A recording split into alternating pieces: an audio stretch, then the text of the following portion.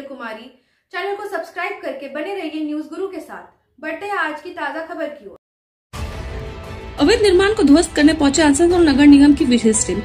निराश होकर फिर वापस लौटना पड़ा। ऐसे शुक्रवार को जामुरिया इकड़ा औद्योगिक क्षेत्र में स्थित शिवम धातु उद्योग कारखाने में देखने को मिला। आज जब आसनसोल नगर निगम की टीम शिवम धातु उद्योग कारखाने में पहुंची तो उन्हें कारखाने के अंदर प्रवेश करने से पहले बाधा पहुंचाई गई। इस मौके पर यहाँ जामुरिया थाना की पुलिस, दमकल के अधिकारी भी उपस्थित थे। तकरीबन 1 घंटे तक कारखाना प्रबंधक के साथ बहस हुई।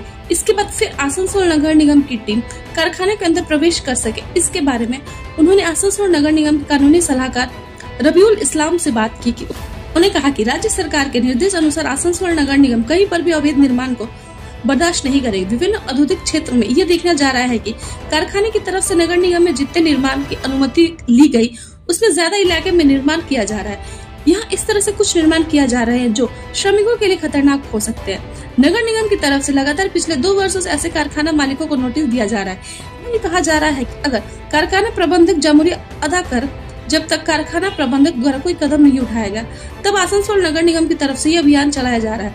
आज आसनसोल नगर निगम की एक टीम पुलिस प्रशासन दमकल विभाग को लेकर इस कारखाने में आई थी और यहाँ पर कुछ अवैध निर्माण दिखा, जिसे लेकर कारखाना प्रबंधक के साथ बातचीत की गई। उससे पहले घुसने से रोका जा रहा था, लेकिन आखिरकार कारखाना प्रबंधक और यहाँ के श्रमिकों को अपनी गलती का एहसास हुआ और आसनसोल नगर निगम की टीम कारखाने के अंदर घुसी। रबीउल इस्लाम ने कहा कि आसनसोल नगर निगम यह नहीं चाहता है कि कहीं पर किसी कारखाने का मालिक को कोई परेशानी हो।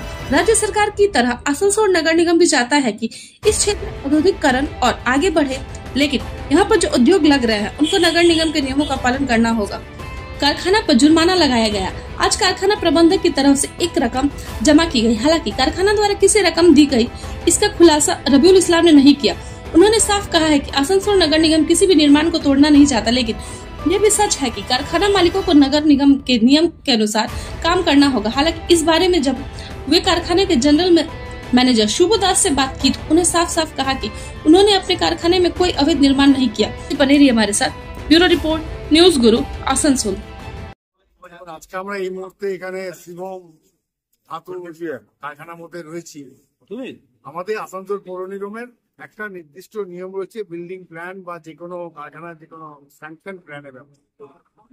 যে কোনো কারখানা যদি হয়, সে কনস্ট্রাকশন হোক বা টিনের সেট হোক, তার জন্য একটা নির্দিষ্ট ফি আছে। সেই ফিসটা জমা দিয়ে যদি প্ল্যান নিয়ে নেয় তাহলে কোনো অসুবিধা হয়।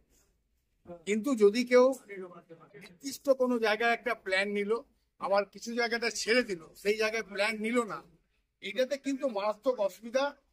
কারখানা মালিকের জন্য অসুবিধা। পৌর নিগম এই ধরনের বেআইনি কাজ কোনোদিন সমর্থন করবে না এবং উইদাউট প্ল্যানে যদি কোনো সেট হোক বা কোনো যদি কনস্ট্রাকশন হয়, সেটা আমরা মনে করি কোনো কারখানার শ্রমিকদের পক্ষ খুব ক্ষতিকর। শ্রমিকদের জন্য যে কোনো কোনো সিকিউরিটি মেজার একটা ব্যাপার রয়েছে। হঠাৎ যদি কোনো দুর্ঘটনা ঘটে, সেই জন্য আমাদের সবসময় এগুলো ভাবতে হয়। সেক্ষেত্রে আমরা বলেছি বারবার, এরা অনেকগুলো ফ্যাক্টরি রয়েছে যারা করেনি, নেয়নি, এবং আমরা এই মুহূর্তে মনে করছি 2023 থেকে আমাদের হিয়ারিং চলেছে। হিয়ারিং এ বারবার আমরা মালিক কর্তৃপক্ষ ডেকে পাঠিয়েছি। হিয়ারিং হয়েছে, তারাও ছিল 2023 থেকে আজকে 2025, 2 বছর সময় দেওয়া হয়েছে। এবং তার মধ্যে যদি তারা কর্পোরেশনের যে ব্যাপারগুলো রয়েছে সেগুলো যদি ফুলফিল না করে, তাহলে আমাদেরকে নিশ্চয়ই সেই যেটা ইলিগাল পোর্শন সেটা ভেঙে দিতে হবে।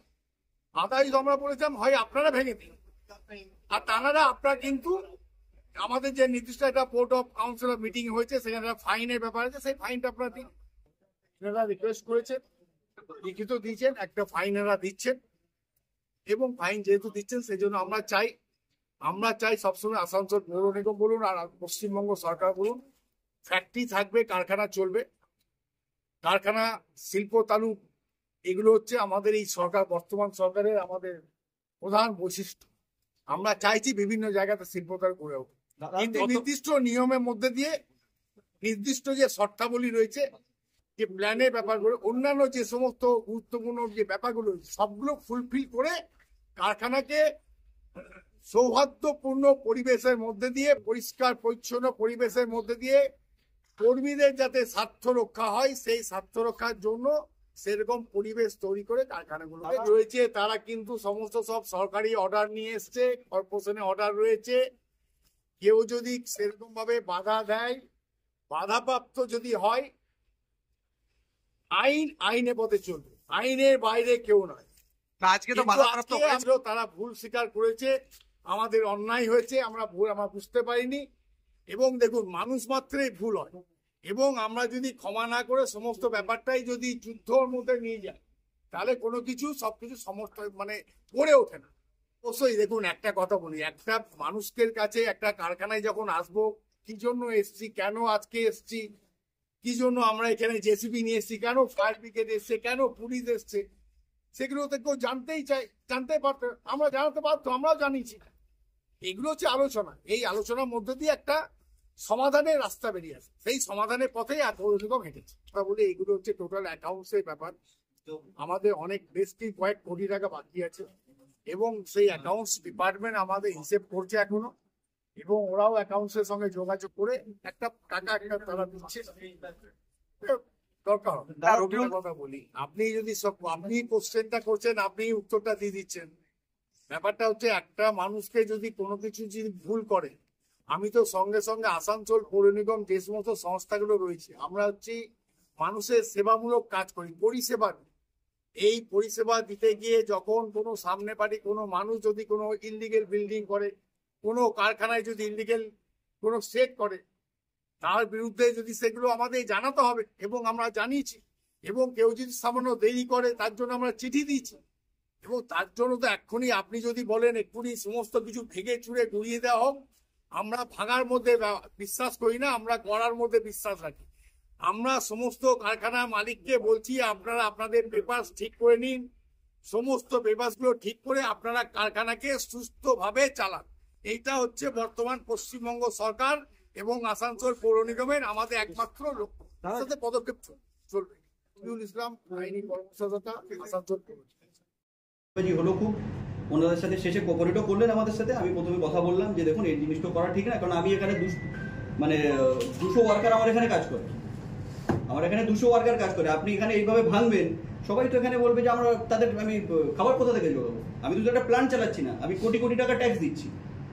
আমি তারপরে আর ওদের বক্তব্য, যদি ওরা ইললিগাল যদি হয়ে থাকে, চলো আমি মানলাম আমি কোনো কিছু জমা দিইনি, আমার প্ল্যান্ট ইললিগাল। এই যে কপি আছে হোল্ডিং ট্যাক্সের, আমি আপনাকে কপিও দেখিয়ে দিচ্ছি, এই হোল্ডিং ট্যাক্সের কপি। এই হোল্ডিং ট্যাক্স আমি লাস্ট এই কপিটা আছে 2024-এর। ওরা যে এরিয়াটা দিয়েছে সেই এরিয়া ওয়াইজ আমি হোল্ডিং ট্যাক্স জমা দিয়েছি। তাহলে যদি ইললিগাল হয়, তাহলে আমার কাছ থেকে হোল্ডিং ট্যাক্সটা ওরা কীভাবে নিবে? যদি আমার জিনিস ইললিগাল হয়, তাহলে আমাকে বলবে যে আপনার ইললিগাল জিনিস আছে, আপনি এর ট্যাক্স দেওয়ার দরকার নেই। মানে আমার কাছে ট্যাক্সও নিচ্ছে, আবার পরে এসে বলছে এটা ইললিগাল।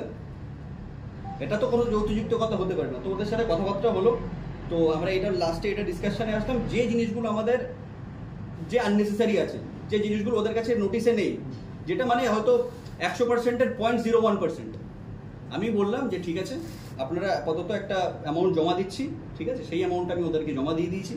জমা দেওয়ার পরে তারপরে আমি আবার নেক্সট মানডে আর টিউজডেতে ওদের সাথে আবার বসবো, টোটাল প্ল্যানটা নিয়ে ওদের বক্তব্য আমি শুনবো। যদি আমার কোনো ফল্ট থাকে, তাহলে ওই অ্যামাউন্ট যেটা আমি জমা করেছি, এখন আমি তো একটা অ্যামাউন্ট জমা করেছি না, ওই অ্যামাউন্টটা যদি জমা ওই তারা যদি ক্রস করে, আমি এক্সট্রা জমা করে দেবো আরো। আর যদি আমার কোনো ডিফল্ট না থাকে, তাহলে ওই অ্যামাউন্টটা আমাকে রিফান্ড করতে হবে এএমসি-কে। এখন আপনাকে কত ফাইন করা হচ্ছে কি বলছেন? না, সেটা আমি ডিসক্লোজ করব না, মোটামুটি না, আমি ডিসক্লোজ সেটা করতে পারবো। আপনি তো অলরেডি ফাইন দিয়ে দিলেন, মানে কিছুটা হলেও এখন দিলেন ফার্স্ট ইয়েতে। তো এই যে আমি ফাইন দিইনি, এটাকে ফাইন না, এটা হচ্ছে একটা মিউচুয়াল ডিসকাশন হচ্ছে ওনাদের সাথে, এটা ফাইন না। ফাইন জিনিসটা আলাদা। ফাইন জিনিসটা আমি কোনো দোষ করেছি, তার জন্য আমার কাছ থেকে আমি ইলিগাল কোনো জিনিস করেছি, আমার থেকে তাহলে এটা তো একটা আপনার কাছ থেকে টাকা নিল, আপনি দিলেন কি হিসাবে? এটা হচ্ছে কোন হিসাবে আমি তো আপনাকে বলছি। আপনি তো ধরুন গেটে দাঁড়িয়েছিলেন, ওই উপরে শেডটা দেখেছিলেন, ওই শেডটা বলছি ইলিগাল। ওটা তো আমি যখন প্ল্যান করেছি তখন তো করিনি। আমি এখন ধরুন বৃষ্টি হচ্ছে, আমার লেবারগুলো দাঁড়াবে কোথায়? তার জন্য শেডটা করা। এখন ওরা যদি বলে ওই শেডটা ইলিগাল, তাহলে সেখানে আমার কিছু বলার নেই তো। এবার ওরা বলছে জিনিসটা ভেঙে দেবে, আমি তো ভাঙতে দেবো না। আমার প্ল্যানটা আমার অনেক কষ্ট করে বানানো প্ল্যানটা, আমি তো যে আসে বললেও তো আমি ভাঙবো না। তার জন্য আমি একটা মিউচুয়াল ডিসকাশনে ওনাদেরকে একটা টাকা অফার করেছি, যেটা আমি ওনাদের যে অ্যাকাউন্ট আছে, এমসির অ্যাকাউন্ট আছে, আমি ওনাকে প্রোভাইড করে দিয়েছি। প্রোভাইড করে দেওয়ার পরে এইবার ওনার সাথে আমি আবার বসবো। এটা অন অ্যাকাউন্ট একটা দেওয়া যায়, ঠিক আছে আপনারা এসছেন, আপনারা এরকম জিনিস করে গেছেন, আপনারা বলছেন ভাঙবেন, আমি ভাঙতে দেবো না, আপনার এই জিনিসটা করা থাকবে। নেক্সট টাইম যদি আমার কোনো ফল্ট না থাকে, যদি আমি তো প্রুফ করবোই অবশ্যই, যদি কোনো ফল্ট না থাকে তাহলে আমি কি করব, যে আমার যে হোল্ডিং ট্যাক্স বা যেগুলো দিই সেই অ্যামাউন্ট থেকে এইগুলো আমি ডিডাক্ট করে দেবো। আপনাকে কোনো রিসিপ্ট দেওয়া হয়েছে যে টাকাটা নিয়েছিলেন? যে রিসিপ্ট আমি ওই রিসিপ্ট কপি বানাতে পাঠিয়েছি আমার লোকের। পুরসভা একটা শিল্প কারখানা যেখানে বহু বেকার ছেলে কাজ করেছে ঠিক করছে না, আপনার কোনো ইলিগাল নেই, তারপর আপনাকে নোটিশ জানানো হচ্ছে, ফাইন করা হচ্ছে, তো এটা কেন, এটা এই অভিযোগটা কেন করছেন? ওনাদের কাগজপত্রের ভুল, ওরা কাগজপত্র চেক করেনি। আমি যেহেতু 2-3 বার কাগজপত্র জমা দিই, তারপরেও কাগজপত্র চেক করেনি। আমি তো এরকম, আমি তো আপনাদের সামনে দেখাচ্ছি আমি কাগজপত্র দিয়েছি, তারপরেও সেই জিনিসটা কেন চেক হয়নি? তারপরেও কারখানার ভেতরে আপনার বুলডোজার নিয়ে চলে এসছে। এবার দেখুন অভিযান চালিয়েছে, আপনারা তো সামনেই সব ফুটেজ আপনারা দেখেছেন, চালিয়েছে তো। প্রশ্ন হচ্ছে তারা কি কারণে টাকাটা নিল সেটা তো তারা, আমি তো আপনাকে বললাম কি কারণে নিল, আমি তো বলেই দিলাম সেটা। ওরা তো বলছে যে ফাইন করা হয়েছে তারা ফার্স্ট ইনস্টলমেন্ট দিয়ে আমরা ওদেরকে সময় দিলাম, ওরকম কোনো ব্যাপার না। এবার দেখুন সবার ইনস্টলমেন্ট কথাটা আলাদা, আর আমি একটা অ্যামাউন্ট জমা দিলাম সেটা আলাদা। ইনস্টলমেন্ট মানে কি, আমার কাছে ও টাকা পায়, 10 টাকা পায়, আমি 1 টাকা জমা দিলাম, আমার 10 মাস পরে 1 টাকা জমা দেবো, সেটা ইনস্টলমেন্ট গেল। এবার ওনারা যদি জিনিসটাকে ইনস্টলমেন্ট ভাবে নেন সেটা আলাদা, আমি জিনিসটাকে ইনস্টলমেন্ট ভাবে নিচ্ছি না। মানে স্পট আমি জিনিসটাকে নিচ্ছি, আমি একটা আপনাকে টাকাটা তো আমার কোথাও যায়নি, ওই টাকাটা যদি ডিফল্ট হয়, আমি ওনাদের সাথেও কথা বলে নিচ্ছি, যদি টাকাটা ডিফল্ট হয়, যদি মনে করি যে আমার কোনো ফল্ট নেই, ওরা ওই টাকাটা রিফান্ড করবে। কিভাবে? আমি যে হোল্ডিং ট্যাক্সটা জমা দিচ্ছি প্রত্যেক মাসে কি প্রত্যেক বছরে, তার সাথে জিনিসটা ডিডাক্ট হয়ে যাবে। অভিযোগ যে তারা অভিযানে এসেছিল, আপনারা বাধা দিয়েছেন, ঢুকতে দেননি, প্রায় ঘন্টা খানেক আপনাদের সঙ্গে বাদানুবাদ হয়েছে, এটা কি? কোনো কিছুই না। যদি আমার প্ল্যান্টে কেউ এসে বলবে আপনার এটা ভেঙে দেবো, আমি ভাঙতে দেবো? আমি ভাঙতে দেবো? আমি এই প্ল্যান্টের জিএম, আমি ভাঙতে দেবো? কখনই। আমার লেবাররা ভাঙতে দেবে? আর যদি আমি জানতাম আমি ইল্লিগাল, আমার কিন্তু সেই থাকতো যে আমি ইল্লিগাল, আমি করতে দেবো না, বা করতে দেন আপনি করুন, আমার সেই জায়গায় বলার জায়গা থাকতো না। আপনারা দেখেছেন আমি বলেছি যে আপনি কি করবেন। এইবার এমসি থেকে এসছে, এতজন অফিসাররা এসছেন, তাদের সাথে আমার একটা মিউচুয়াল ডিসকাশন হয়ে এই জিনিসটা এইভাবে শেষ। কিন্তু এমসি বলছে জানানো হয়েছিল যে আমরা এইভাবে সরঞ্জাম নিয়ে আপনার কাছে যাচ্ছি। না, আমাকে নোটিশ দিয়েছিল যে আমার আজকের ডেটে আসবেন ওনারা, ঠিক আছে, তো আমরা আসবেন যেহেতু ওই জন্য আমরা সব ডকুমেন্টস রেডি করে, ঠিক আছে আসুক, আমাদের তো ডকুমেন্টস সব রেডি। যারা আজকে অভিযানে এসেছিল তারা স্পষ্ট, আমি এক্ষুনি তো আপনাকে বললাম যে সবকিছু আমার কাছে পেপারস আছে, তাহলে আপনি সেম কোশ্চেন জিজ্ঞাসা করছেন আবার। হ্যাঁ, এবারে যদি এই বিষয়ে দেখবো, আমি সেটা দেখবো, দেখা যাক কি হয়। আচ্ছা, এই বিষয়ে আপনারা কি এখন আদালতে গেছেন? কোনো আদালতে? না, আমরা যাবো যদি সেরকম পজিশন হয়, যেরকম যদি সেরকম আমার মনে হয় যাওয়া দরকার আমি যাবো, আর যদি মনে হয় না সব কিছু ঠিক আছে, আমি যদি ডিফল্টার হই তাহলে আমি যাবো। আর আমি তো সেরকম কিছু, আমি কোনো কিছু করিনি বা করিনি ইন দ্য সেন্স, আমার তো সব কিছু ডকুমেন্টস রেডি, আমার যদি একটু ডকুমেন্টস চাই আমি ডকুমেন্টস দিয়ে দেবো, প্রোভাইড করে দেবো, কোনো অসুবিধা নেই। না, এটা ধোঁয়াশা রয়ে যাচ্ছে কি আপনি বলছেন কি আপনি কোনো ফাইন দেননি, ওরা বলছে আমরা ফাইন করেছি। আমি fine, but that's not a fine. সেটাই ফাইন না, নগর নিগম বলছে এটা ফাইন, আপনি বলছেন ফাইন না। ওটা দেখুন ওদের ভাষায় ওটা ফাইন, আমার ভাষায় আমি সিকিউরিটি ডিপোজিটরে জমা দিয়েছি। ধরুন আপনার পরিচয় দেবেন। আমার নাম শুভ দাস, জিএম, জেনারেল ম্যানেজার।